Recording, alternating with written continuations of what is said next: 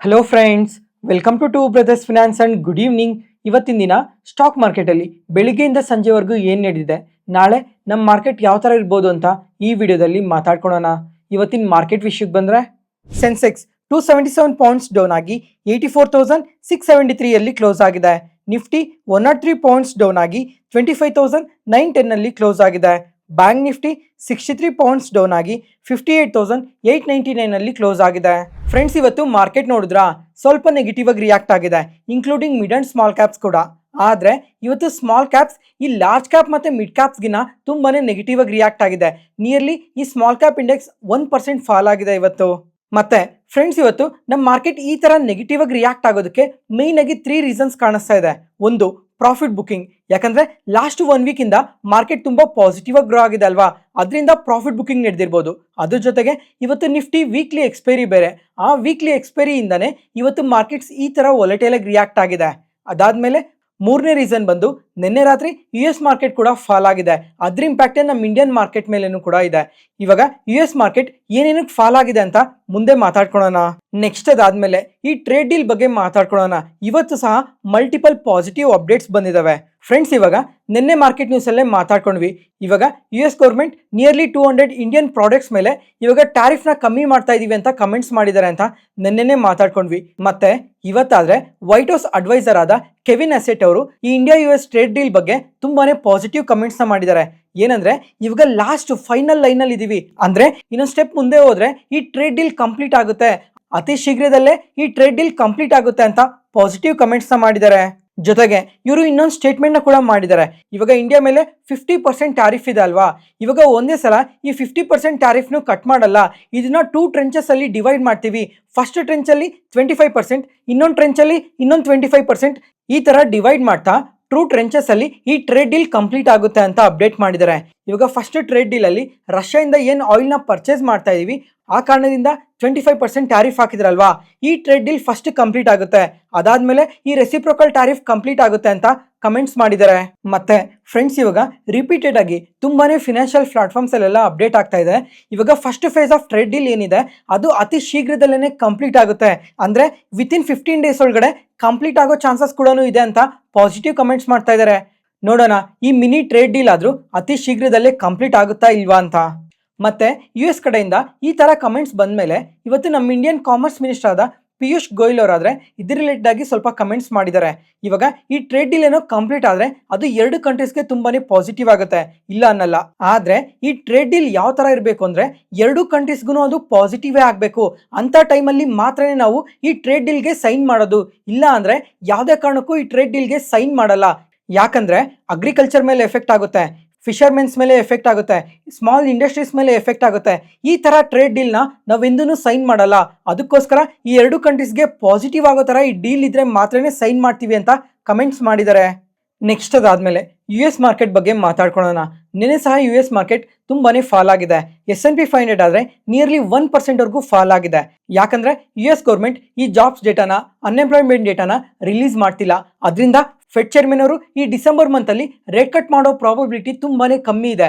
ಅದರಿಂದ ಗೋಲ್ಡ್ ಸಹ ಫಾಲ್ ಆಗ್ತಾ ಇದೆ. ಆಟೋಮೆಟಿಕ್ ಆಗಿ ಸ್ಟಾಕ್ ಮಾರ್ಕೆಟ್ ಕೂಡ ಅದೇ ಕಾರಣದಿಂದನೇ ಫಾಲ್ ಆಗ್ತಾ ಇರೋದು. ಅದ್ರ ಇಂಪ್ಯಾಕ್ಟೇನೆ ನಮ್ಮ ಇಂಡಿಯನ್ ಮಾರ್ಕೆಟ್ ಅಲ್ಲಿ IT ಇಂಡೆಕ್ಸ್, ಮೆಟಲ್ ಇಂಡೆಕ್ಸ್ ಇವತ್ತು ನಿಯರ್ಲಿ 1% ವರೆಗೂ ಫಾಲ್ ಆಗಿದೆ. ಮತ್ತೆ ಸ್ಪೆಸಿಫಿಕ್ ಆಗಿ ಪ್ರತಿ ಒಂದು ಕಂಪನಿ ನೋಡ್ಕೊಂಡ್ರು ನಿಯರ್ಲಿ 2 to 3% ವರೆಗೂ ಫಾಲ್ ಆಗಿದ್ದಾವೆ.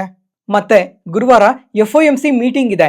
ಈ ಮೀಟಿಂಗ್ ಅಲ್ಲಿ ಇದ್ರ ಬಗ್ಗೆ ಎಲ್ಲ ಯಾವ ತರ ಕಮೆಂಟ್ಸ್ ಮಾಡ್ತಾರೆ ಅಂತ ನೋಡ್ಬೇಕಾಗಿರುತ್ತೆ. ಅದ್ರ ಇಂಪ್ಯಾಕ್ಟ್ ನಮ್ಮ ಮಾರ್ಕೆಟ್ ಮೇಲೆ ತುಂಬಾನೇ ಇರುತ್ತೆ. ನೋಡೋಣ ಕಮಿಂಗ್ ಟೈಮಲ್ಲಿ ಇದ್ರ ಬಗ್ಗೆ ಡೇಟಾಸ್ ಯಾವ ತರ ಬರ್ತವೆ ಅಂತ. ಮತ್ತೆ ಫ್ರೆಂಡ್ಸ್, ಇವಾಗ ಇನ್ನ 2 ಮಂತ್ಸ್ ಅಲ್ಲಿ ಬಜೆಟ್ ಇದೆ ಅಲ್ವಾ, ಈ ಬಜೆಟ್ ರಿಲೇಟೆಡ್ ಆಗಿ ಫಿನಾನ್ಸ್ ಮಿನಿಸ್ಟರ್ ಅವ್ರ ಕಡೆಯಿಂದ ಒಂದು ಅಪ್ಡೇಟ್ ಬಂದಿದೆ. ಏನಂದ್ರೆ ಇವಾಗ ಈಕ್ವಿಟಿ ಕ್ಯಾಶ್ ಮಾರ್ಕೆಟ್ ಅಲ್ಲಿ ಈ STT ಚಾರ್ಜಸ್ ಅನ್ನೋದು ತುಂಬಾನೇ ಜಾಸ್ತಿ ಇದೆ ಅಲ್ವಾ, ಈ STT ಚಾರ್ಜಸ್ ನ ಕಮ್ಮಿ ಮಾಡೋ ಚಾನ್ಸಸ್ ಇರೋ ರಿಲೇಟೆಡ್ ಆಗಿ ಸ್ವಲ್ಪ ಕಮೆಂಟ್ಸ್ ಮಾಡಿದ್ದಾರೆ. ನೋಡೋಣ ಈ ಬಜೆಟ್ ಅಲ್ಲಿ ಏನಾದ್ರು ಈ STT ಚಾರ್ಜಸ್ ನ ಕಮ್ಮಿ ಮಾಡಿದ್ರೆ ಅದು ನಮ್ಮ ಮಾರ್ಕೆಟ್ಸ್ಗೆ, ಅಂದ್ರೆ ನಮ್ಮ ರಿಟೇಲ್ ಇನ್ವೆಸ್ಟರ್ಸ್ಗೆ ಇದು ತುಂಬಾನೇ ಪಾಸಿಟಿವ್ ಆಗುತ್ತೆ. ಅದರಿಂದ ಮಾರ್ಕೆಟ್ಸ್ಗೂ ಕೂಡ ಪಾಸಿಟಿವೇ ಆಗುತ್ತೆ. ಈ ತರ ಕಾಂಪ್ಲಿಕೇಟೆಡ್ ಇನ್ಫಾರ್ಮೇಶನ್ ಎಲ್ಲ ಸಿಂಪ್ಲಿಫೈ ಮಾಡಿ ನಿಮ್ಮ ಮುಂದೆ ತರ್ತಾ ಇದೀವಲ್ಲ. ಯಾವುದೇ ಪಾಯಿಂಟಲ್ಲಿ ನಾನು ಹೇಳೋ ಇನ್ಫಾರ್ಮೇಶನ್ ನಿಮಗೆ ಯೂಸ್ಫುಲ್ ಅನ್ಸಿದ್ರೆ ಈ ವಿಡಿಯೋನ ಲೈಕ್ ಮಾಡಿ, ಮತ್ತೆ ನಿಮ್ಮ ಫ್ರೆಂಡ್ಸಲ್ಲಿ ಯಾರಿಗಾದ್ರೂ ಸ್ಟಾಕ್ ಮಾರ್ಕೆಟ್ ಬಗ್ಗೆ ಇಂಟ್ರೆಸ್ಟ್ ಇರೋರಿಗೆ ಈ ವಿಡಿಯೋಸ್ನ ಶೇರ್ ಮಾಡಿ, ಅವ್ರಿಗೂ ತುಂಬ ಉಪಯೋಗ ಆಗುತ್ತೆ. ನೆಕ್ಸ್ಟ್ ಅದಾದಮೇಲೆ ಮಾರ್ಕೆಟ್ ಕೀ ಅಪ್ಡೇಟ್ಸ್. ಫಸ್ಟ್ ಇವಾಗ ಕೈನ್ಸ್ ಟೆಕ್ನಾಲಜೀಸ್ ಬಗ್ಗೆ ಮಾತಾಡ್ಕೊಳ್ಳೋಣ. ಈ ಎಲೆಕ್ಟ್ರಾನಿಕ್ ಮ್ಯಾನುಫ್ಯಾಕ್ಚರಿಂಗ್ ಸರ್ವಿಸಸ್ ಅಲ್ಲೇ one of the strongest company ಇದು. ಈ ಕಂಪನಿ ಆದ್ರೆ ಇವತ್ತು ಇಂಟ್ರಾಡೇ ಸೆಷನ್ ಅಲ್ಲಿ ನಿಯರ್ಲಿ 6% ನೆಗೆಟಿವ್ ಆಗಿ ರಿಯಾಕ್ಟ್ ಆಗಿದೆ. ಯಾಕಂದ್ರೆ ಈ ಕಂಪನಿಯಲ್ಲಿ ಲಾಕ್ ಇನ್ ಪೀರಿಯಡ್ ಎಂಡ್ ಆಗಿದೆ, ಅದರಿಂದನೇ ಈ ತರ ಫಾಲ್ ಆಗಿರೋದು. ಫ್ರೆಂಡ್ಸ್, ಇವಾಗ ನಿಮ್ಗೆ ಇಲ್ಲೊಂದು ಡೌಟ್ ಬರ್ಬೋದು, ಇವಾಗ ಈ ಕಂಪನಿ ಆದ್ರೆ ತುಂಬಾನೇ ವರ್ಷ ಆಗಿದೆ ನಮ್ಮ ಮಾರ್ಕೆಟ್ಗೆ ಲಿಸ್ಟ್ ಆಗಿ, ಇವಾಗ ಯಾವ್ದು ಲಾಕ್ ಇನ್ ಪೀರಿಯಡ್ ಇದು ಅಂತ ಕೇಳ್ಬೋದು. ಅದಕ್ಕೋಸ್ಕರ ಇವಾಗ ಪ್ರತಿಯೊಂದನ್ನು ಡೀಟೇಲ್ ಆಗಿ ಮಾತಾಡ್ಕೊಳ್ಳೋಣ. ಫ್ರೆಂಡ್ಸ್, ಇವಾಗ ಈ ಕಂಪನಿ ನವೆಂಬರ್ 2022ರಲ್ಲಿ ನಮ್ಮ ಮಾರ್ಕೆಟ್ಗೆ IPO ಮುಖಾಂತರ ಬಂದಿದೆ. ಇಶ್ಯೂ ಪ್ರೈಸ್ ಬಂದು 587 ರುಪೀಸ್ ಪರ್ ಶೇರ್ ಅಲ್ಲಿ ನಮ್ಮ ಮಾರ್ಕೆಟ್ಗೆ ಬಂದಿದೆ. IPO ಪ್ರೈಸ್ಗೆ ಕಂಪೇರ್ ಮಾಡ್ಕೊಂಡ್ರೆ ಇವಾಗ 11 ಟೈಮ್ಸ್ ಗ್ರೋ ಆಗಿದೆ. ಅಂದ್ರೆ ಲಾಸ್ಟ್ 3 ಇಯರ್ಸ್ ಅಲ್ಲಿ ಅಬೌವ್ 500% ಈ ಕಂಪನಿ ರ್ಯಾಲಿ ಆಗಿದೆ. ಓಕೆನಾ? ಮತ್ತೆ ಇವಾಗ ಈ ಲಾಕ್ ಇನ್ ಪೀರಿಯಡ್ ಬಗ್ಗೆ ಮಾತಾಡ್ಕೊಳ್ಳೋಣ. ಇವಾಗ ಈ ಲಾಕ್ ಇನ್ ಪೀರಿಯಡ್ ಬಗ್ಗೆ ನಮ್ಮ ಮಾರ್ಕೆಟ್ ನ್ಯೂಸ್ ಅನಾಲಿಸಿಸ್ ವಿಡಿಯೋಸ್ ಅಲ್ಲೇ ತುಂಬಾ ಸಲ ಮಾತಾಡ್ಕೊಂಡಿದ್ವಿ, ಆದ್ರೂ ಸಹ ಇನ್ನೊಂದ್ಸಲ ಎಕ್ಸ್ಪ್ಲೈನ್ ಮಾಡ್ತೀನಿ. ಫ್ರೆಂಡ್ಸ್, ಇವಾಗ ಯಾವ್ದಾದ್ರು ಒಂದು ಕಂಪನಿ IPOಗೆ ಬರ್ತಾ ಇದೆ ಅಂತಂದ್ರೆ ಆ ಪ್ರತಿ ಒಂದು ಕಂಪನಿಗೂ ಲಾಕ್ ಇನ್ ಪೀರಿಯಡ್ ಅನ್ನೋದು ಇರುತ್ತೆ. ಯಾಕಂದ್ರೆ ಎಕ್ಸಾಂಪಲ್, ಇವಾಗ ಯಾವ್ದಾದ್ರು ಒಂದು ಕಂಪನಿ ನಮ್ಮ ಮಾರ್ಕೆಟ್ಗೆ ಬಂದಾಗ ಲಿಸ್ಟಿಂಗ್ ಗೈನ್ಸ್ ಏನೇ 50% ಆಗಲಿ 100% ಆಗಲಿ ಈ ತರ ನಮ್ಮ ಮಾರ್ಕೆಟ್ಗೆ ಲಿಸ್ಟ್ ಆದ್ರೆ ಅವಾಗ ಇನ್ವೆಸ್ಟರ್ಸ್ ಎಲ್ಲ ಏನ್ ಮಾಡ್ತಾರೆ ಹೇಳಿ, ತುಂಬಾ ಒಳ್ಳೆ ಲಿಸ್ಟಿಂಗ್ ಗೈನ್ಸ್ ಬಂದಿದೆ, ಅದಕ್ಕೋಸ್ಕರ ಈ ಕಂಪನಿಯಿಂದ ಎಕ್ಸಿಟ್ ಆಗೋಗೋಣ ಅಂತ ಎಕ್ಸಿಟ್ ಆಗ್ತಾ ಇರ್ತಾರಲ್ವಾ, ಅದಕ್ಕೋಸ್ಕರ ಸೆಬಿ ಈ ತರ ರೂಲ್ಸ್ ನ ತಂದಿದೆ. ಇವಾಗ ಯಾವ್ದಾದ್ರು ಒಂದು ಕಂಪನಿ IPOಗೆ ಬಂದ್ಮೇಲೆ ಯಾವುದೇ ತರ ಲಿಸ್ಟಿಂಗ್ ಗೈನ್ಸ್ ಕೊಟ್ರು ಆ ಕಂಪನಿಯಿಂದ ಸೆಲ್ ಮಾಡಬಾರ್ದು ಅಂತ ಈ ತರ ಲಾಕ್ ಇನ್ ಪೀರಿಯಡ್ ನ ತಂದಿರೋದು. ಆದ್ರೆ ಈ ಲಾಕ್ ಇನ್ ಪೀರಿಯಡ್ ನಮ್ಮಂತ ನಿಮ್ಮಂತ ರಿಟೇಲ್ ಇನ್ವೆಸ್ಟರ್ಸ್ಗೆ ಇದು ಅನ್ವಯ ಆಗಲ್ಲ.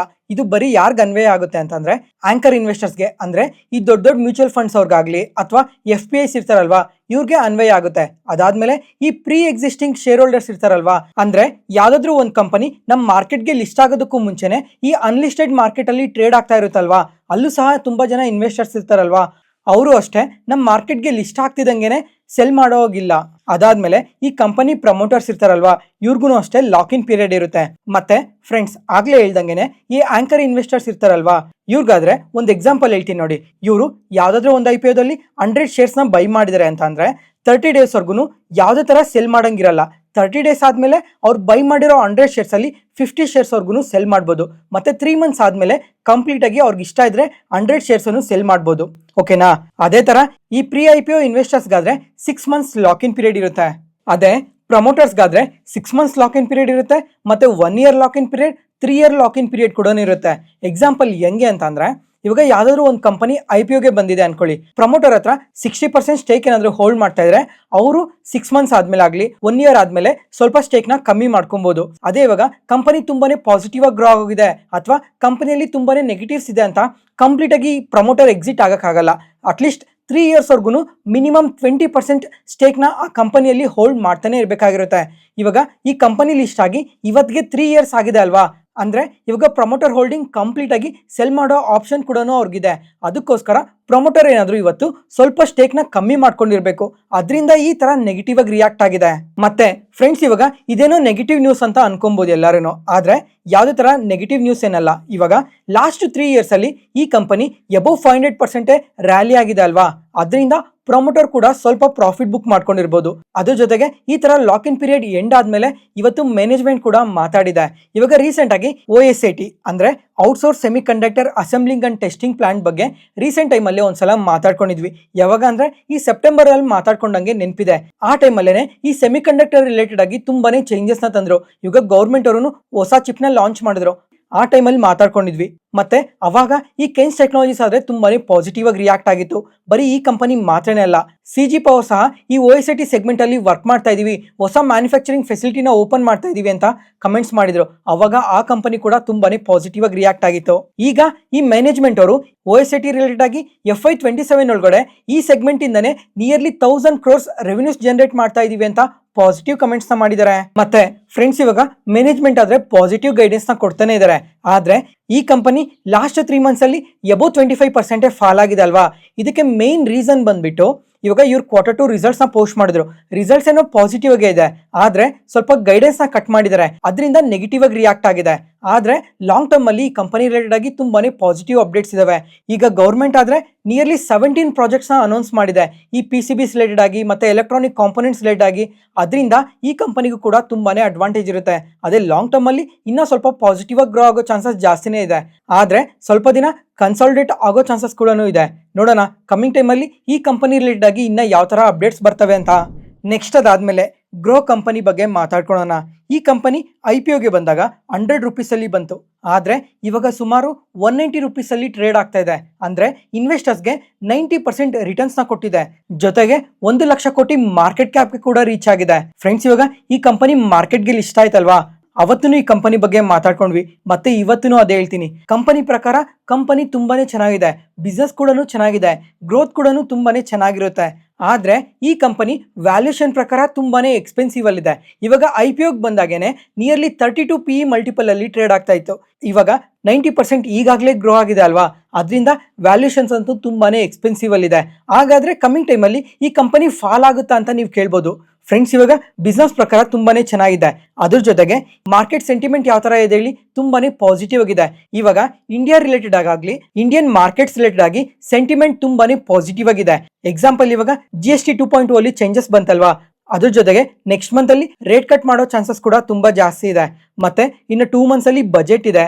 ಮತ್ತೆ ಈ ಡಿಸೆಂಬರ್ ಒಳಗಡೆ ಇಂಡಿಯಾ US ಜೊತೆ ಟ್ರೇಡ್ ಡೀಲ್ ಆಗೋ ಚಾನ್ಸಸ್ ಕೂಡ ತುಂಬಾನೇ ಜಾಸ್ತಿ ಇದೆ. ಬರೀ US ಜೊತೆ ಮಾತ್ರನೇ ಅಲ್ಲ, ತುಂಬಾ ಕಂಟ್ರೀಸ್ ಜೊತೆ ಫ್ರೀ ಟ್ರೇಡ್ ಅಗ್ರಿಮೆಂಟ್ ಕಂಪ್ಲೀಟ್ ಆಗೋ ಚಾನ್ಸಸ್ ಕೂಡ ತುಂಬಾನೇ ಜಾಸ್ತಿ ಇದೆ. ಅದಕ್ಕೋಸ್ಕರ ನಮ್ಮ ಇಂಡಿಯನ್ ಮಾರ್ಕೆಟ್ ರಿಲೇಟೆಡ್ ಆಗಿ ಸೆಂಟಿಮೆಂಟ್ ಮಾತ್ರ ತುಂಬಾನೇ ಪಾಸಿಟಿವ್ ಆಗಿದೆ. ಅದರಿಂದ ಈ ಕಂಪನೀಸ್ಗೆ ಇದು ತುಂಬಾನೇ ಅಡ್ವಾಂಟೇಜ್ ಆಗುತ್ತೆ. ಬರೀ ಈ ಕಂಪನೀಸ್ಗೆ ಮಾತ್ರನೇ ಅಲ್ಲ, ಇವಾಗ ಎಕ್ಸ್ಚೇಂಜರ್ಸ್ಗೆ ಪಾಸಿಟಿವ್ ಆಗುತ್ತೆ, ಡೆಪಾಸಿಟರ್ಸ್ಗೆ, AMCಸ್ಗೆ, ಈ ಥರ ಪ್ರತಿಯೊಬ್ಬರಿಗೂ ಇದು ಪಾಸಿಟಿವ್ ಆಗುತ್ತೆ. ಅದೇ ಈ ಕಂಪನಿ ರಿಲೇಟೆಡ್ ಆಗಿ ಯಾವಾಗ ನೆಗೆಟಿವ್ ಇರುತ್ತೆ ಅಂತ ಅಂದರೆ, ಮಾರ್ಕೆಟ್ ಡೌನ್ ಟ್ರೆಂಡಲ್ಲಿ ಇದ್ದಾಗ. ಅಂದರೆ ಲಾಸ್ಟ್ ಇಯರ್ ಇದೇ ಟೈಮಲ್ಲಿ ಮಾರ್ಕೆಟ್ಸ್ ನೋಡಿದ್ರ ಕಂಟಿನ್ಯೂಸ್ ಆಗಿ ಫಾಲ್ ಆಗ್ತಾ ಇತ್ತು. ಆ ಥರ ಮಾರ್ಕೆಟ್ ಕಂಡೀಷನ್ ಅಲ್ಲಿ ಈ ಕಂಪನೀಸ್ಗೆ ತುಂಬಾನೇ ನೆಗೆಟಿವ್ ಆಗುತ್ತೆ. ಯಾಕಂದ್ರೆ ಪ್ರತಿಯೊಬ್ರು ಮಾರ್ಕೆಟ್ ಫಾಲ್ ಆಗ್ತಾ ಇದೆ ಅಂತ ಆಕ್ಟಿವಿಟಿನ ಕಮ್ಮಿ ಮಾಡ್ತಾರೆ. ಸ್ವಲ್ಪ ಇನ್ವೆಸ್ಟರ್ಸ್ ಎಲ್ಲ ಅವ್ರ ಇನ್ವೆಸ್ಟ್ಮೆಂಟ್ ಎಲ್ಲ ಸೆಲ್ ಮಾಡಿ ಪ್ರಾಫಿಟ್ ಬುಕ್ ಮಾಡ್ಕೊಂಡು ಹೋಗ್ತಾರೆ. ಆ ಥರ ಟೈಮಲ್ಲಿ ಮಾತ್ರ ಈ ಕಂಪನೀಸ್ಗೆ ನೆಗೆಟಿವ್ ಆಗುತ್ತೆ. ಈ ಗ್ರೋಗಾಗಲಿ, BSE, MCX, CDSL, NSDL ಮತ್ತು ಈ AMC ಕಂಪನೀಸ್ ಇರ್ತಾವಲ್ವಾ, ಈ ಕಂಪನೀಸ್ಗೆಲ್ಲ ಆ ಟೈಮಲ್ಲಿ ತುಂಬಾನೇ ನೆಗೆಟಿವ್ ಆಗುತ್ತೆ. ಅದೇ ಇವಾಗ ಮಾರ್ಕೆಟ್ಸ್ ಪಾಸಿಟಿವ್ ಆಗಿರೋ ಕಾರಣದಿಂದ ಈ ಕಂಪನಿ ತುಂಬ ಪಾಸಿಟಿವ್ ಆಗಿ ಗ್ರೋ ಆಗ್ತಾ ಇದೆ. ಮತ್ತೆ ಈಗ ಈ ಕಂಪನಿ 90% ರ್ಯಾಲಿ ಆಗಿದೆ ಅಲ್ವಾ, ಇವಾಗ ನೀವು ಇನ್ವೆಸ್ಟ್ ಮಾಡ್ಬೋದಾ ಅಂತ ಯೋಚನೆ ಮಾಡಿದ್ರೆ, ಫ್ರೆಂಡ್ಸ್, ಇವಾಗ ಇನ್ವೆಸ್ಟ್ ಮಾಡೋದಕ್ಕೂ ಮುಂಚೆ ಒಂದ್ಸಲ ಯೋಚನೆ ಮಾಡಿ. ಯಾಕಂದ್ರೆ ಈಗಾಗಲೇ 90% ರ್ಯಾಲಿ ಆಗಿದೆ. ಇವಾಗ ಕಮ್ಮಿಂಗ್ ಟೈಮಲ್ಲಿ ಅಂದರೆ ಇವತ್ತು, ನಾಳೆ, ನಾಡಿದ್ದು ಯಾವ್ದಾದ್ರು ಒಂದಿನ ಮಾರ್ಕೆಟ್ ಕರೆಕ್ಟ್ ಆದರೆ ಈ ಕಂಪನಿಯಲ್ಲೂ ಕೂಡ ಪ್ರಾಫಿಟ್ ಬುಕಿಂಗ್ ಶುರು ಆಗುತ್ತೆ. ಅದರಿಂದ ಆಟೋಮೆಟಿಕ್ ಆಗಿ ಈ ಕಂಪನಿ ಫಾಲ್ ಆಗೋ ಚಾನ್ಸಸ್ ಕೂಡ ತುಂಬಾನೇ ಜಾಸ್ತಿ ಇರುತ್ತೆ. ಅದಕ್ಕೋಸ್ಕರ ಇನ್ವೆಸ್ಟ್ ಮಾಡೋದಕ್ಕೂ ಮುಂಚೆ ಒಂದ್ಸಲ ಕ್ಲೀನಾಗಿ ಯೋಚನೆ ಮಾಡಿ ಇನ್ವೆಸ್ಟ್ಮೆಂಟ್ ಡಿಸಿಷನ್ನ ತೊಗೊಳ್ಳಿ. ಮತ್ತೆ ಫ್ರೆಂಡ್ಸ್, ಇವಾಗ ಯಾರಾದರೂ ಈ ಚಾನಲ್ನ ಹೊಸದಾಗಿ ನೋಡ್ತಾ ಇದ್ರೆ ವಾಟ್ಸಪ್ ಚಾನಲ್ ಲಿಂಕ್ ಡಿಸ್ಕ್ರಿಪ್ಷನಲ್ಲಿ ಕೊಟ್ಟಿರ್ತೀನಿ, ಒಂದ್ಸಲ ಚೆಕ್ ಮಾಡಿ. ಮತ್ತೆ ಇವಾಗ ವಾಟ್ಸಪ್ ಚಾನಲ್ಲಿ ಇನ್ಫಾರ್ಮೇಷನ್ನ ನೋಡ್ತಾ ಇರೋರು ಪ್ರತಿ ಸಲ ವಾಟ್ಸಪ್ ಚಾನಲ್ನ ಓಪನ್ ಮಾಡಿದಾಗೆಲ್ಲ ರಿಫ್ರೆಶ್ ಮಾಡ್ತಾ ಈ ವಾಟ್ಸಪ್ ಚಾನಲ್ನ ನೋಡಿ, ಅವಾಗ ಇನ್ಫಾರ್ಮೇಷನ್ ಅನ್ನೋದು ಇನ್ನೂ ತುಂಬಾನೇ ಜಾಸ್ತಿ ಸಿಗುತ್ತೆ. ಮತ್ತೆ ಫ್ರೆಂಡ್ಸ್, ಇವಾಗ ಈ ವಾಟ್ಸಪ್ ಚಾನಲ್ ರಿಲೇಟೆಡ್ ಆಗಿ ಒಂದು ಇಶ್ಯೂನ ನೋಟಿಸ್ ಮಾಡಿದ್ದೀನಿ. ಏನಂದ್ರೆ, ಇವಾಗ ನಾವು ವಾಟ್ಸಪ್ ಚಾನಲಲ್ಲಿ ತುಂಬಾ ಇನ್ಫಾರ್ಮೇಷನ್ನ ಶೇರ್ ಮಾಡ್ತೀವಲ್ವಾ, ಇವಾಗ ಫಾಲೋವರ್ಸ್ಗೆ ಅದು ಕಂಪ್ಲೀಟ್ ಆಗಿ ರೀಚ್ ಆಗ್ತಿಲ್ಲ. ಯಾಕಂದ್ರೆ ಇವಾಗ ಪ್ರತಿ ಸಲ ವಾಟ್ಸಪ್ ಅಲ್ಲಿ ನ್ಯೂಸ್ನ ನೋಡೋಕೆ ಬರೋರು ಆದಷ್ಟು ರಿಫ್ರೆಶ್ ಮಾಡ್ಕೊಂಡು ಬನ್ನಿ, ಅವಾಗ ನಿಮಗೆ ಕಂಪ್ಲೀಟ್ ಇನ್ಫಾರ್ಮೇಷನ್ ಸಿಗುತ್ತೆ. ಇಲ್ಲ ಅಂತ ಅಂದ್ರೆ ಸ್ವಲ್ಪ ಇನ್ಫಾರ್ಮೇಷನ್ ಮಾತ್ರನೇ ಕಾಣಿಸೋದು. ಅದಕ್ಕೋಸ್ಕರ ಆದಷ್ಟು ವಾಟ್ಸಪ್ನ ಚೆಕ್ ಮಾಡಬೇಕಾದ್ರೆ ರಿಫ್ರೆಶ್ ಮಾಡಿ ಚೆಕ್ ಮಾಡಿ. ನೆಕ್ಸ್ಟ್ ಅದಾದಮೇಲೆ ಇವತ್ತು ಮೋರ್ಗನ್ ಸ್ಟ್ಯಾನ್ಲಿ ಅವರು ನಮ್ಮ ಇಂಡಿಯನ್ ಸ್ಟಾಕ್ ಮಾರ್ಕೆಟ್ ಬಗ್ಗೆ ತುಂಬಾನೇ ಪಾಸಿಟಿವ್ ಕಮೆಂಟ್ಸ್ನ ಮಾಡಿದ್ದಾರೆ. ನಮ್ಮ ಮಾರ್ಕೆಟ್ ರಿಲೇಟೆಡ್ ಆಗಿ ತುಂಬಾನೇ ಪಾಸಿಟಿವ್ ಅಪ್ಡೇಟ್ಸ್ ಬರ್ತಾನೆ ಇದಾವಲ್ವಾ, ಇದೇ ಥರ ನಮ್ಮ ಮಾರ್ಕೆಟ್ಸ್ ಕೂಡ ಪಾಸಿಟಿವ್ ಆಗಿ ಗ್ರೋ ಆದರೆ ಬೇಸ್ ಕೇಸಲ್ಲಿ ಸೆನ್ಸೆಕ್ಸ್ 95,000ಗೆ ರೀಚ್ ಆಗುತ್ತೆ 2026 ಎಂಡ್ಗೆಲ್ಲ ಅಂತ ಪಾಸಿಟಿವ್ ಕಮೆಂಟ್ಸ್ನ ಮಾಡಿದ್ದಾರೆ. ಅದ್ರ ಜೊತೆಗೆ ನಮ್ಮ ಮಾರ್ಕೆಟ್ ರಿಲೇಟೆಡ್ ಆಗಿ ಇನ್ನು ಪ್ರತಿಯೊಂದು ಪ್ರೈಸಿನ್ ಆಗೋದ್ರೆ, ಅಂದರೆ ಏನೇನು ಅಪ್ಡೇಟ್ಸ್ ಇದಾವೋ ಅವೆಲ್ಲನೂ ನಮ್ಮ ಮಾರ್ಕೆಟಲ್ಲಿ ರಿಫ್ಲೆಕ್ಟ್ ಆಗೋದು ಶುರು ಮಾಡಿದ್ರೆ 2026 ಡಿಸೆಂಬರ್ಗೆಲ್ಲ ಸೆನ್ಸೆಕ್ಸ್ 1,07,000ಗೆ ರೀಚ್ ಆಗುತ್ತೆ ಅಂತ ಪಾಸಿಟಿವ್ ಕಮೆಂಟ್ಸ್ನ ಮಾಡಿದ್ದಾರೆ. ಅಂದರೆ 30% ಅಪ್ಸೈಡ್ ಪೊಟೆನ್ಷಿಯಲ್ ಇದೆ ಅಂತ ಹೇಳ್ತಾ ಇರೋದು. ಯಾಕಂದರೆ ಫ್ರೆಂಡ್ಸ್, ಇವಾಗ ನಮ್ಮ ಮಾರ್ಕೆಟ್ ರಿಲೇಟೆಡ್ ಆಗಿ ತುಂಬಾನೇ ಪಾಸಿಟಿವ್ ಸೆಂಟಿಮೆಂಟ್ಸ್ ಇದಾವಲ್ವಾ, ಅವೆಲ್ಲ ಮಾರ್ಕೆಟಲ್ಲಿ ಪ್ರೈಸಿನ್ ಆಗಬೇಕು. ಎಕ್ಸಾಂಪಲ್, ಇವಾಗ ಇದೇ ವರ್ಷ ಇನ್ಕಮ್ ಟ್ಯಾಕ್ಸ್ ರಿಲೇಟೆಡ್ ಆಗಿ ಚೇಂಜಸ್ನ ತಂದರು. ಆ ಥರ ಚೇಂಜಸ್ನ ತಂದಿರೋದ್ರಿಂದ ಪ್ರತಿಯೊಬ್ಬರ ಕೈಯಲ್ಲೂ, ಅಂದರೆ ಇನ್ಕಮ್ ಟ್ಯಾಕ್ಸ್ನ ಪೇ ಮಾಡೋ ಪ್ರತಿಯೊಬ್ಬರ ಕೈಯಲ್ಲೂ ಲಕ್ಷಗಳಲ್ಲಿ ಮಿಗುಲ್ತಾ ಇದೆ ಅಂತ ಅಂದರೆ ಈ ಕನ್ಸಂಪ್ಷನ್ ರಿಲೇಟೆಡ್ ಆಗಿ ಖರ್ಚು ಮಾಡೋದು ತುಂಬಾನೇ ಜಾಸ್ತಿ ಆಗಿರುತ್ತೆ. ಅಥವಾ ಸ್ಟಾಕ್ ಮಾರ್ಕೆಟ್ ಅಲ್ಲಾದರೂ ಇನ್ವೆಸ್ಟ್ ಮಾಡೋದನ್ನ ಶುರು ಮಾಡ್ತಾರೆ. ಅದರಿಂದ ಈ ಎರಡರಲ್ಲಿ ಯಾವ್ದು ನಡೆದ್ರೂ ಅದು ನಮ್ಮ ಮಾರ್ಕೆಟ್ಗೆ ಪಾಸಿಟಿವೇ ಆಗುತ್ತೆ. ಇಂಡಿಯಾ ಆದರೆ ಮುಂಚೆ ಆಯಿಲ್ನ ರಷ್ಯಾಯಿಂದನೇ ತುಂಬ ಪರ್ಚೇಸ್ ಮಾಡ್ತಾ ಇತ್ತು, ಇವಾಗ ತುಂಬ ಡೈವರ್ಸಿಫೈ ಮಾಡಿದೆ. ಜೊತೆಗೆ ಇವಾಗ ಆಯಿಲ್ ಪ್ರೈಸಸ್ ಕೂಡ ಸ್ವಲ್ಪ ಸ್ಟಡಿ ಆಗಿರೋ ಚಾನ್ಸಸ್ ಕೂಡ ತುಂಬಾನೇ ಜಾಸ್ತಿ ಇದೆ. ಅದರಿಂದ ಆಯಿಲ್ನ ಇಂಪೋರ್ಟ್ ಮಾಡ್ಕೊಳ್ಳೋ ನಮ್ಮಂಥ ಕಂಟ್ರಿಗೆ ಇದು ಪಾಸಿಟಿವ್ ಆಗುತ್ತೆ. ಅದ್ರ ಜೊತೆಗೆ ಮೋರ್ಗನ್ ಸ್ಟ್ಯಾನ್ಲಿ ಅವರು ರೀಸೆಂಟ್ ಆಗಿ ಒಂದು ಕಮೆಂಟ್ನ ಮಾಡಿದ್ರು, ಇಂಡಿಯಾ ಆದರೆ ಪ್ರಪಂಚದಲ್ಲೇ ಫಾಸ್ಟೆಸ್ಟ್ ಗ್ರೋಯಿಂಗ್ ಎಕಾನಮಿ, ಅದಕ್ಕೋಸ್ಕರ ಇಂಡಿಯನ್ GDP 6.5% ಅಲ್ಲಿ ಗ್ರೋ ಆಗೋ ಚಾನ್ಸಸ್ ಇದೆ ಅಂತ ಕೂಡ ಕಮೆಂಟ್ ಮಾಡಿದ್ದಾರೆ. ಅದ್ರ ಜೊತೆಗೆ ಈ ಟ್ರೇಡ್ ನೆಗೋಸಿಯೇಷನ್ಸ್ ರಿಲೇಟೆಡ್ ಆಗಿ ದಿನ ಒಂದಲ್ಲ ಒಂದು ಪಾಸಿಟಿವ್ ಅಪ್ಡೇಟ್ಸ್ ಬರ್ತಾನೆ ಇದೆ. ನೋಡೋಣ, ಅತಿ ಶೀಘ್ರದಲ್ಲೇನೆ ಟ್ರೇಡ್ ಡೀಲ್ ಎಲ್ಲ ಕಂಪ್ಲೀಟ್ ಆಗೋ ಚಾನ್ಸಸ್ ಜಾಸ್ತಿನೇ ಇದೆ. ಬರೀ US ಜೊತೆ ಮಾತ್ರನೇ ಅಲ್ಲ, ಯುರೋಪಿಯನ್ ಕಂಟ್ರೀಸ್ ಜೊತೆ ಮತ್ತೆ ನಾರ್ತ್ ಅಮೆರಿಕನ್ ಕಂಟ್ರೀಸ್ ಆದ ಪೆರು, ಚಿಲಿ ಈ ತರ ಇನ್ನ ತುಂಬಾ ಕಂಟ್ರೀಸ್ ಜೊತೆ ಈ ಫ್ರೀ ಟ್ರೇಡ್ ಅಗ್ರಿಮೆಂಟ್ಸ್ ಎಲ್ಲ ನಡೀತಾ ಇದಾವೆ. ಇವೆಲ್ಲ ಅತಿ ಶೀಘ್ರದಲ್ಲೇನೆ ಕಂಪ್ಲೀಟ್ ಆಗೋ ಚಾನ್ಸಸ್ ಇದೆ ಅಂತ ಕೂಡ ಅಪ್ಡೇಟ್ ಮಾಡಿದ್ದಾರೆ. ಅದ್ರ ಜೊತೆಗೆ ಫ್ರೆಂಡ್ಸ್, ಇವಾಗ ಈ Q2 ಅಲ್ಲಿ ನಮ್ಮ ಕಂಪನೀಸ್ ಆದರೆ ತುಂಬಾನೇ ಒಳ್ಳೆ ರಿಸಲ್ಟ್ಸ್ನ ಪೋಸ್ಟ್ ಮಾಡಿದ್ದಾವೆ. ಇದನ್ನ ನಾನು ತುಂಬಾ ಸಲನೇ ಹೇಳಿದ್ದೆ. ಈ Q2 ಅಲ್ಲಿ ತುಂಬಾ ಒಳ್ಳೆ ರಿಸಲ್ಟ್ಸ್ನ ಪೋಸ್ಟ್ ಮಾಡಿರೋ ಕಾರಣದಿಂದನೇ ಈ ಅಕ್ಟೋಬರ್ ಮಂತಲ್ಲಿ ನಿಫ್ಟಿನೇ ನಿಯರ್ಲಿ 6% ವರೆಗೂ ಪಾಸಿಟಿವ್ ಆಗಿ ರಿಯಾಕ್ಟ್ ಆಗಿರೋದು. ಮತ್ತೆ ಒಂದ್ಸಲ ಈ ಇಮೇಜ್ ನೋಡಿ, ಇವಾಗ ನಿಫ್ಟಿಯಲ್ಲಿ ಈ ಟಾಪ್ 50 ಕಂಪನೀಸ್ ಏನಿದಾವೆ ಓವರ್ ಆಗಿ ಆವರೇಜ್ ರೆವಿನ್ಯೂ ನೋಡ್ಕೊಂಡ್ರೆ ಇಯರ್ ಆನ್ ಇಯರ್ ಅಲ್ಲಿ 8% ಇನ್ಕ್ರೀಸ್ ಆಗಿದೆ. ಪ್ಯಾಟ್ 5% ಇನ್ಕ್ರೀಸ್ ಆಗಿದೆ. ಮತ್ತೆ ಕ್ವಾರ್ಟರ್ ಅಲ್ಲೂ ರೆವಿನ್ಯೂಸ್ 10% ಇನ್ಕ್ರೀಸ್ ಆಗಿದೆ. ಅದ್ರ ಜೊತೆಗೆ ಇವಾಗ ಇಂಡಿವಿಜುವಲ್ ಆಗಿ ಸೆಕ್ಟರ್ ಪ್ರಕಾರ ನೋಡ್ಕೊಂಡ್ರು ಬ್ಯಾಂಕ್ಸ್ ಮತ್ತೆ NBFCs ಅಲ್ಲಿ ಒಳ್ಳೆ ಗ್ರೋತ್ ಇದೆ. ಮತ್ತೆ FMCG ಆದ್ರೆ ಇಯರ್ ಆನ್ ಇಯರ್ ಅಲ್ಲಿ ರೆವಿನ್ಯೂಸ್ ನಿಯರ್ಲಿ 20% ಇನ್ಕ್ರೀಸ್ ಆಗಿದೆ. ಮತ್ತೆ IT ಸೆಕ್ಟರ್ ಅಲ್ಲೂ ಒಳ್ಳೆ ಗ್ರೋತ್ ನ ಪೋಸ್ಟ್ ಮಾಡಿದ್ದಾರೆ. ಇವಾಗ ಈ ಕ್ವಾರ್ಟರ್ ಅಲ್ಲೇ ಈ ತರ ರಿಸಲ್ಟ್ಸ್ ನ ಪೋಸ್ಟ್ ಮಾಡಿದ್ದಾರೆ ಅಂತ ಅಂದ್ರೆ ಇವಾಗ ನೆಕ್ಸ್ಟ್ ಕ್ವಾರ್ಟರ್ ಅಲ್ಲಿ ಇನ್ಯಾವ ತರ ರಿಸಲ್ಟ್ಸ್ ನ ಪೋಸ್ಟ್ ಮಾಡ್ಬೋದು ಒಂದ್ಸಲ ಗೆಸ್ ಮಾಡಿ. ಯಾಕಂದ್ರೆ ಇವಾಗ ಈ GST ಅಲ್ಲಿ ಸ್ವಲ್ಪ ಚೇಂಜಸ್ನ ತಂದಿದ್ರಲ್ವಾ, ಆ ಚೇಂಜಸ್ ಯಾವಾಗ ಕಂಪ್ಲೀಟ್ ಆಗಿ ಪ್ರೈಸಿನ್ ಆಗುತ್ತೆ ಅಂದ್ರೆ Q3 ಅಲ್ಲೇ ಪ್ರೈಸಿನ್ ಆಗುತ್ತೆ. ಯಾಕಂದ್ರೆ ಇದು ಸೆಪ್ಟೆಂಬರ್ 22 ಇಂಪ್ಲಿಮೆಂಟ್ ಮಾಡಿದ್ರಲ್ವಾ, ಅದು Q2 ಆಗುತ್ತೆ. ಈ Q2 ಯಾವ ಮಂತ್ ಅಲ್ಲಿ ಇರುತ್ತೆ ಅಂತ ಅಂದ್ರೆ ಜುಲೈ, ಆಗಸ್ಟ್, ಸೆಪ್ಟೆಂಬರ್ ಇದು Q2 ಆಗುತ್ತೆ. ಅದೇ ಅಕ್ಟೋಬರ್, ನವೆಂಬರ್, ಡಿಸೆಂಬರ್ ಈ 3 ಮಂತ್ಸ್ Q3 ಆಗುತ್ತೆ. ಇವಾಗ ಈ GST ಎಲ್ಲ ಕಂಪ್ಲೀಟ್ ಆಗಿ ಪ್ರೈಸಿನ್ ಆಗೋದೆ ಈ Q3 ಅಲ್ಲಿ. ಅದಕ್ಕೋಸ್ಕರ ಇವಾಗ ಪ್ರತಿಯೊಬ್ರು ಅನಲಿಸ್ಟ್ ಕೂಡ ಈ Q3 ಅಲ್ಲಿ ನಮ್ಮ ಕಂಪನೀಸ್ ಎಲ್ಲ ಇನ್ನ ಬೆಟರ್ ರಿಸಲ್ಟ್ಸ್ ನ ಪೋಸ್ಟ್ ಮಾಡೋ ಚಾನ್ಸಸ್ ಇದೆ ಅಂತ ಹೇಳ್ತಾ ಇದ್ದಾರೆ. ಅದಕ್ಕೋಸ್ಕರ ನೋಡೋಣ ಕಮಿಂಗ್ ಟೈಮಲ್ಲಿ ನಮ್ಮ ಇಂಡಿಯನ್ ಸ್ಟಾಕ್ ಮಾರ್ಕೆಟ್ ಇನ್ನ ಎಷ್ಟು ಪಾಸಿಟಿವ್ ಆಗಿ ಗ್ರೋ ಆಗುತ್ತೆ ಅಂತ. ಮತ್ತೆ ಫ್ರೆಂಡ್ಸ್, ನಾನಂತೂ ನಮ್ಮ ಇಂಡಿಯನ್ ಸ್ಟಾಕ್ ಮಾರ್ಕೆಟ್ ಬಗ್ಗೆ ತುಂಬಾನೇ ಪಾಸಿಟಿವ್ ಆಗಿದ್ದೀನಿ. ಅದೇ ತರ ನೀವು ಪಾಸಿಟಿವ್ ಆಗಿ ಇದ್ದೀರಾ ಇಲ್ವಾ ಅಂತ ಒಂದ್ಸಲ ಕಮೆಂಟ್ ಸೆಕ್ಷನ್ ಅಲ್ಲಿ ಕಮೆಂಟ್ ಮಾಡಿ. ಮತ್ತೆ ಫ್ರೆಂಡ್ಸ್, ಇವಾಗ ನಮ್ಮ ಇಂಡಿಯನ್ ಮಾರ್ಕೆಟ್ ಬಗ್ಗೆ ಇಷ್ಟು ಪಾಸಿಟಿವ್ ಕಮೆಂಟ್ಸ್ ಮಾಡಿದಾರಲ್ವಾ, ಅದ್ರ ಜೊತೆಗೆ ಸ್ವಲ್ಪ ಸೆಕ್ಟರ್ ಕಮಿಂಗ್ ಟೈಮಲ್ಲಿ ಬೆಟರ್ ಆಗಿ ಪರ್ಫಾರ್ಮ್ ಮಾಡೋ ಚಾನ್ಸಸ್ ಇದೆ ಅಂತ ಕೂಡ ಅಪ್ಡೇಟ್ ಮಾಡಿದ್ದಾರೆ. ಯಾವ್ಯಾವ ಸೆಕ್ಟರ್ ಅಂದ್ರೆ ಬ್ಯಾಂಕ್ ಅಂಡ್ ಫಿನಾನ್ಷಿಯಲ್ ಸೆಕ್ಟರ್, ಅದಾದ್ಮೇಲೆ ಕನ್ಸಂಪ್ಷನ್, ಇಂಡಸ್ಟ್ರಿಯಲ್ ಈ 3 ಸೆಕ್ಟರ್ ರಿಲೇಟೆಡ್ ಆಗಿ ಕಮಿಂಗ್ ಟೈಮಲ್ಲಿ ತುಂಬಾನೇ ಒಳ್ಳೆ ಗ್ರೋತ್ ಇದೆ ಅಂತ ಅಪ್ಡೇಟ್ ಮಾಡಿದ್ದಾರೆ. ಮತ್ತೆ ಯಾವ್ಯಾವ ಸೆಕ್ಟರ್ನ ಅಂಡರ್ ವೇಟ್ ರೇಟಿಂಗ್ ನ ಕೊಟ್ಟಿದ್ದಾರೆ ಅಂತ ಅಂದ್ರೆ energy, metals, utility, health care ಇಷ್ಟು ಸೆಕ್ಟರ್ಸ್ ಕಮಿಂಗ್ ಟೈಮಲ್ಲಿ ಸ್ವಲ್ಪ ಕಮ್ಮಿ ಗ್ರೋತ್ ಇರುತ್ತೆ ಅಂತ ಹೇಳ್ತಾ ಇದ್ದಾರೆ. ನೋಡೋಣ ನೆಕ್ಸ್ಟ್ ಇಯರ್ ಒಳಗಡೆ ಯಾವ್ಯಾವ ಸೆಕ್ಟರ್ ಎಷ್ಟು ಬೆಟರ್ ಆಗಿ ಗ್ರೋ ಆಗಿರುತ್ತೆ ಅಂತ. ನೆಕ್ಸ್ಟ್ ಅದಾದ್ಮೇಲೆ ಎಂಫಸಿಸ್ ಈ ಕಂಪನಿ ಆದ್ರೆ ಇವತ್ತು ಇಂಟ್ರಾಡೇ ಸೆಷನ್ ಅಲ್ಲಿ ಎಬವ್ 1% ಫಾಲ್ ಆಗಿದೆ. ಯಾಕಂದ್ರೆ ಈ ಕಂಪನಿಯಲ್ಲಿ ಬ್ಲಾಕ್ ಡೀಲ್ ನಡೆದಿದೆ. ಇವಾಗ ಈ ಬ್ಲಾಕ್ ಸ್ಟೋನ್ ಕಂಪನಿ ಇದೆ ಅಲ್ವಾ, ಇವರು ಈ ಕಂಪನಿಯಲ್ಲಿ ನಿಯರ್ಲಿ 9.5% ಸ್ಟೇಕ್ ನ ಕಮ್ಮಿ ಮಾಡ್ಕೊಂಡಿದ್ದಾರೆ. ಸುಮಾರು 4600 ಕೋಟಿ ವರ್ತ್ ಆಫ್ ಶೇರ್ಸ್ ನ ಸೆಲ್ ಮಾಡಿದ್ದಾರೆ, ಅದನ್ನು 4 to 5% ಡಿಸ್ಕೌಂಟ್ ಅಲ್ಲಿ. ಅದರಿಂದನೇ ಈ ತರ ನೆಗೆಟಿವ್ ಆಗಿ ರಿಯಾಕ್ಟ್ ಆಗಿರೋದು. ನೆಕ್ಸ್ಟ್ ಅದಾದ್ಮೇಲೆ ಅದಾನಿ ಗ್ರೀನ್ ಎನರ್ಜಿ ಈ ಕಂಪನಿಗಾದ್ರೆ ಇವತ್ತು JM ಫಿನಾನ್ಷಿಯಲ್ಸ್ ಅವರು ಬೈ ರೇಟಿಂಗ್ ಕೊಟ್ಟು target price 1289 rupees per share ಅಂತ ಅಪ್ಡೇಟ್ ಮಾಡಿದ್ದಾರೆ. ಅಂದ್ರೆ ನಿನ್ನೆ ಕ್ಲೋಸಿಂಗ್ ಇಂದ 18% ಅಪ್ಸೈಡ್ ಪೊಟೆನ್ಷಿಯಲ್ ಇದೆ ಅಂತ ಹೇಳ್ತಾ ಇರೋದು. ಇವರು ಇವಾಗ ಏನಕ್ಕೆ ಈ ತರ ಇಷ್ಟೊಂದು ಸ್ಟ್ರಾಂಗ್ ಬೈ ರೇಟಿಂಗ್ ಕೊಡ್ತಾ ಇದ್ದಾರೆ ಅಂತ ಅಂದ್ರೆ ಇವಾಗ ಅದಾನಿ ಗ್ರೀನ್ ಎನರ್ಜಿ ಕಂಪನಿ ಇದೆ, ಲಾಸ್ಟ್ 1 decade ಅಲ್ಲಿ ನಿಯರ್ಲಿ 14 GW ರಿನ್ಯೂವಬಲ್ ಕೆಪಾಸಿಟಿನ ಹೋಲ್ಡ್ ಮಾಡ್ತಾ ಇದ್ದಾರೆ. ಜೊತೆಗೆ ಇವ್ರಿಗೆ ಇಂಡಿಯಾದಲ್ಲೇ ಲಾರ್ಜೆಸ್ಟ್ ಸೋಲಾರ್ ಪವರ್ ಪ್ಲಾಂಟ್ ಇದೆ. ಅಂದ್ರೆ ಸುಮಾರು 2.5 ಲಕ್ಷ ಎಕರೆಯಲ್ಲಿ ಇವ್ರಿಗೆ ಸೋಲಾರ್ ಪವರ್ ಪ್ಲಾಂಟ್ ಇದೆ. ಮತ್ತೆ ಇವಾಗ ಮೋಸ್ಟ್ ಆಫ್ ದ ರೆವಿನ್ಯೂಸ್ ಏನ್ ಬರ್ತಾ ಇದೆ ಇದೆಲ್ಲ ಈ long term power purchase agreement ಮಾಡ್ಕೊಂಡಿದಾರಲ್ವಾ, ಆ ಅಗ್ರಿಮೆಂಟ್ಸ್ ಇಂದಾನೆ ಇವ್ರಿಗೆ ರೆವಿನ್ಯೂಸ್ ಎಲ್ಲ ಬರ್ತಾ ಇರೋದು. ನಿಯರ್ಲಿ 81% ರೆವಿನ್ಯೂಸ್ ಎಲ್ಲ. ಅದ್ರ ಜೊತೆಗೆ 2030ಗೆಲ್ಲ 50 GW ರಿನ್ಯೂವಬಲ್ ಕೆಪಾಸಿಟಿನ ಇಟ್ಕೊಂತೀವಿ, ಮತ್ತೆ ಬ್ಯಾಟ್ರಿ ಸ್ಟೋರೇಜ್ ಕೆಪಾಸಿಟಿನ ಕೂಡ ಇಟ್ಕೊಂಡಿರ್ತೀವಿ ಅಂತ. ನೋಡೋಣ ನೆಕ್ಸ್ಟ್ 5 yearsಗೆ ಅದಾನಿ ಗ್ರೀನ್ ಎನರ್ಜಿ ಇನ್ನ ಎಷ್ಟು ಪಾಸಿಟಿವ್ ಆಗಿ ಗ್ರೋ ಆಗುತ್ತೆ ಅಂತ. ಈ ವಿಡಿಯೋನ ಇಲ್ಲಿವರೆಗೂ ನೋಡ್ತಾ ಇದ್ದೀರಾ ಅಂದ್ರೆ ನಾನು ಹೇಳ್ತಿರೋ ಇನ್ಫಾರ್ಮೇಶನ್ ನಿಮಗೆ ತುಂಬಾ ಉಪಯೋಗ ಆಗ್ತಿದೆ ಅಂತ ಅನ್ಕೊಂತೀನಿ. ಅದಕ್ಕೋಸ್ಕರ ಈ ವಿಡಿಯೋನ ಲೈಕ್ ಮಾಡಿ, ಈ ಚಾನಲ್ನ ಸಬ್ಸ್ಕ್ರೈಬ್ ಆಗಿ. ಈ ತರ ಕಂಟೆಂಟ್ ಪ್ರತಿದಿನ ಪೋಸ್ಟ್ ಮಾಡ್ತಾನೆ ಇರ್ತೀನಿ, ಅವನ್ನ ತಪ್ಪದೆ ನೋಡ್ಬೋದು. Thank you.